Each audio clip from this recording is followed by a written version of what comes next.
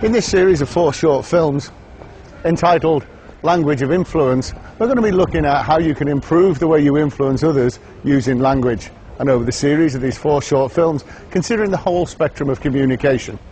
Beginning in this first section with a look at context. Now clearly the context for these films is to help you improve your communication in your business and professional life. And I'm sure you're already aware that in business, in your professional world, you need to give more thought to the outcomes you want from your communication. Flippant or sarcastic comments, which could be described as banter in your social life, could actually cause you untold embarrassment professionally. Indeed, it's imperative that you gain an understanding of timing and context in your surroundings when communicating. Whether you're a business leader, a salesperson, or somebody that just wants to improve their communication with their colleagues. This understanding of context and surroundings is important when considering how people receive your message. Which leads us to the number 1 rule of communication, which is what the receiver gets is more important than what you think you send. The interpretation of the listener is where the real impact of communication lies. Or put another way, to really get the most out of the language we use is to understand the whole spectrum of communication and not just the words we use. It's long been accepted that our verbal language is actually delivered in 3 chunks. Words form 7% of our communication. Our tone of voice delivers 38% of the communication, and the largest part is actually our physiology or our body language, which delivers 55% and includes our facial expressions.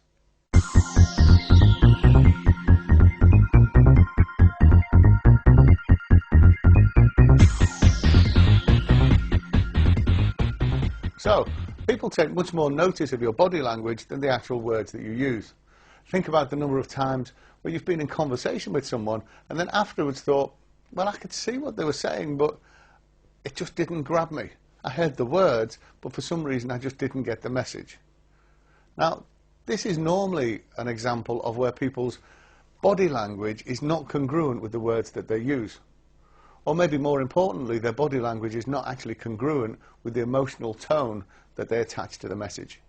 Have you ever been the victim of a motivational speech by a chief executive who is not an accomplished speaker?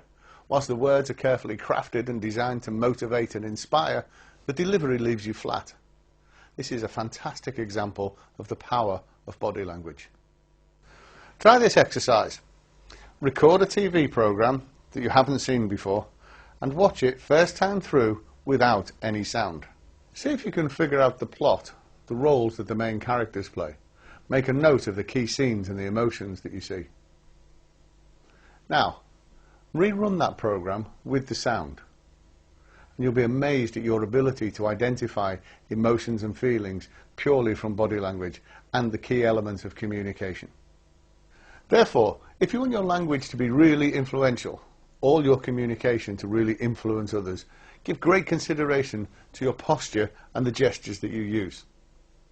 For example, if you want to be decisive, or you want to communicate to other people that you're a decisive person, think about somebody that you know who is decisive.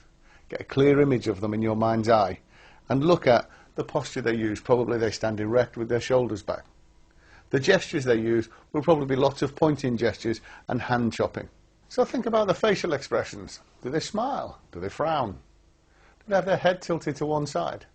How much nodding do they do? These are all clues in how you can adapt your own style to be more decisive by matching and mirroring the gestures and the posture of really decisive people. So, physiology represents 55% of our communication.